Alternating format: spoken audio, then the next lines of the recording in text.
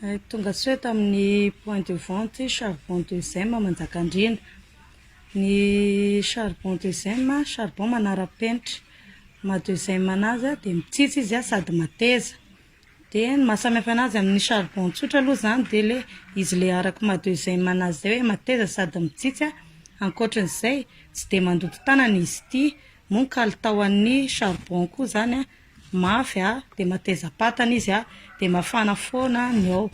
Ohatra zany raha charbon tsotra ohatra hoe iray fatana dia manapoka ianao masabary ianao dia manapoka dia avy eo indray manandro laoka.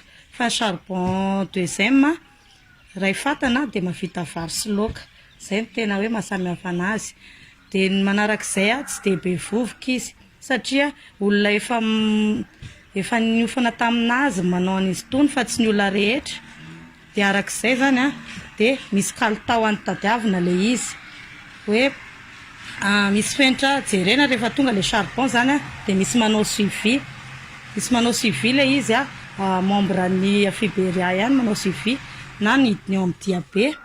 Dia mijery hoe ohatr'izao ny kalitaon'ilay charbon tsotra dia ohatr'izao ny kalitaon'ny charbon manara-penitra. Dia izay vao azonay raisina ilay izy rehefa manaraka amin'ny fenitra tadiavina. Na ny angedany zany na misy koa ilay izy hoe 3 cm ny diamètre ny charbon deuxième dia 10 cm ny halavany. Izay zany tena kalitao tadiavina amin'ilay charbon deuxième. Dia ilay izy nefa misy natokana ho an'ny sarambabem-bahoaka satria raha ho anay manokana zao 35 kg ny charbon alainay any amin'ny mpamokatra. Fa tonga eto izy dia ataonay à la demande ny client. Misy 9 kg ray alina dia misy 17 kg valeur X-ray. Dia ny charbon 35 kg telo alina. Izay ilay momba ny charbon manara-penitra.